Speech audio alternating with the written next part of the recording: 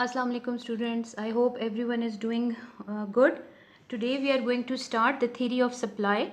But before doing its first main topic, that is law of supply, we have to know what's the difference between supply and stock. So basically supply refers to the quantity of the commodity which is actually brought into the market for sale at a given price per unit of time.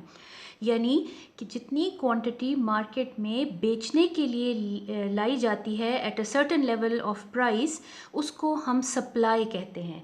लेकिन stock और supply आम लफ्ज़ों में लोग इसको एक ही मायने समझ लेते हैं, लेकिन दे आर बेसिकली डिफरेंट. तो स्टॉक क्या है? Stock is the total quantity of a commodity which exists in a market and can be offered for sale at a short notice.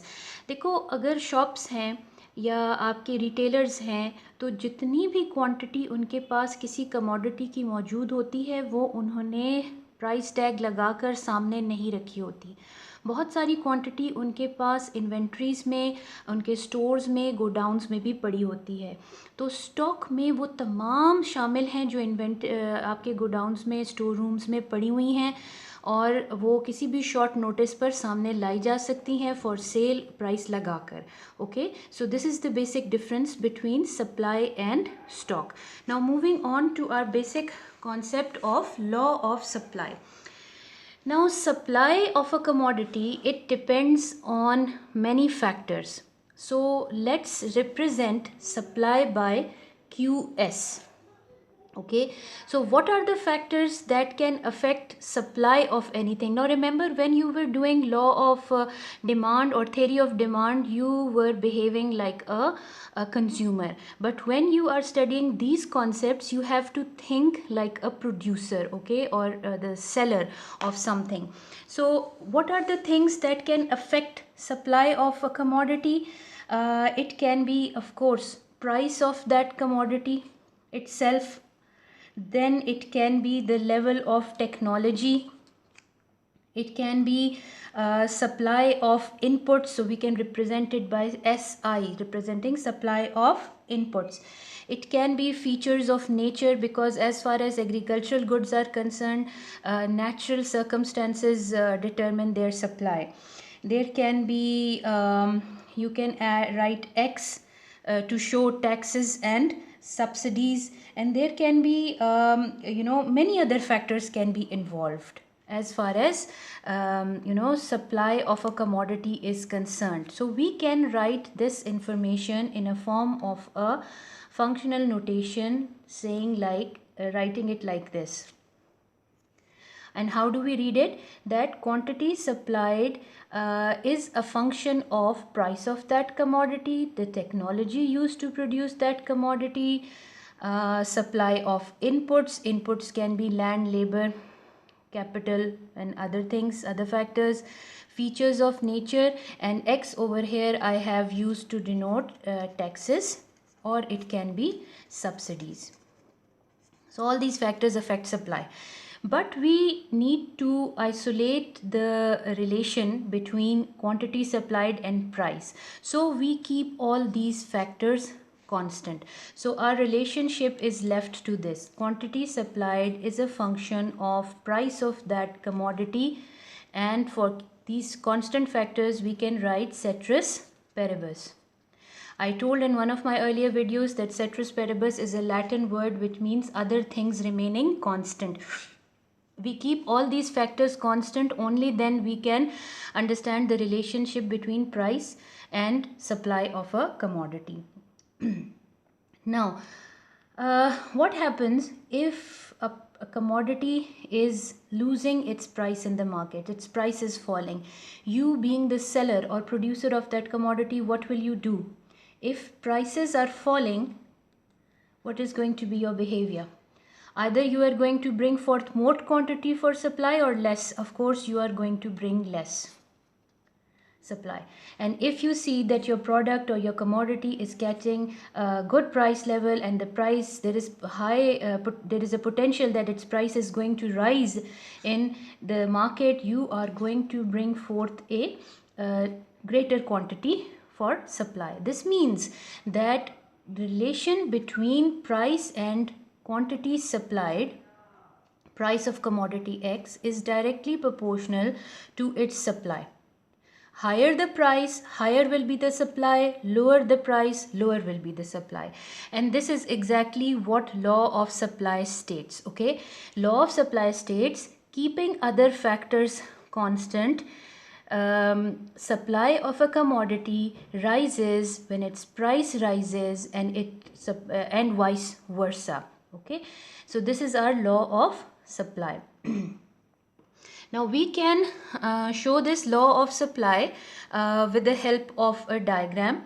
I'll draw it here. Let me draw a supply schedule first, or a supply table. It is just a simple table in which on one side we will have price of a commodity. Let's say we have commodity X and quantity supplied of that commodity X. Now suppose I am selling something at rupees 4, and the quantity that I'm supplying was 100 units of that commodity. Its supply falls to rupees 3. What is going to be my behavior? I am going to supply less now. So let's say my supply falls to to 80 units. Let's say my price in the market, people are not demanding that thing, people are not buying that commodity, so the demand further drops, causing the drop in price, and that it becomes rupees 2. So I will further hold my stock and I will not bring it forth as a supply. So my demand will further drop to 60 units. Okay. Now, if I want to draw this relationship in a form of a graph, I will take price on y-axis. This is my origin, and quantity supplied on x-axis. Now I can simply take 1, 2, 3, 4, since my price level is in this range. Okay, and I can take 20, 40, 60, 80 should have been here, 80 and 100.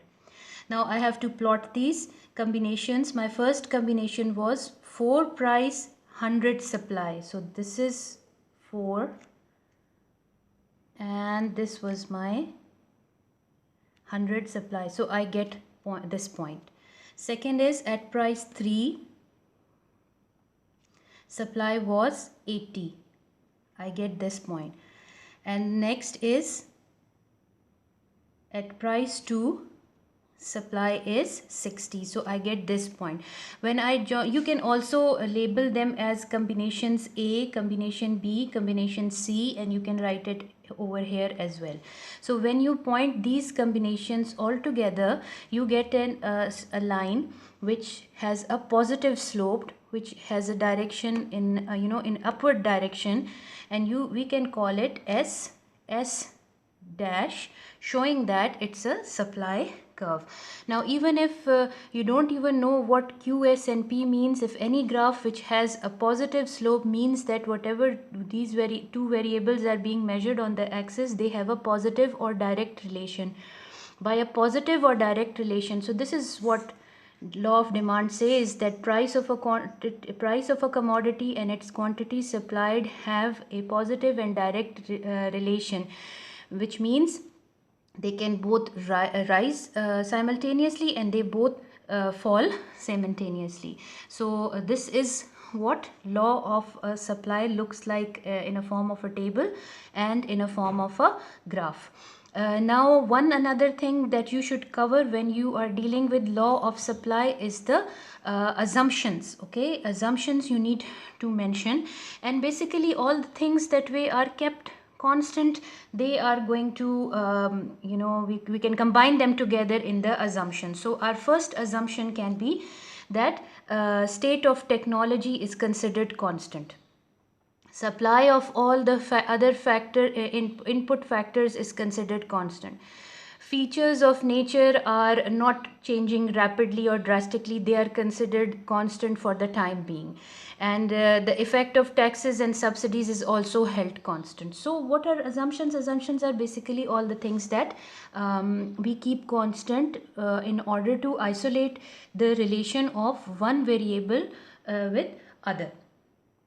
And that's it. This is how you will wind up your law of supply. First will come the statement or the definition, followed by the assumptions. Assumptions can also be come in the later stage. Then you have to give this explanation, followed by a table or a schedule and a graph, an explanation, and with this you will finish your law of supply. इसकी सारी जो होगी आपकी explanation ख़त्म हो जाएगी. Thank you.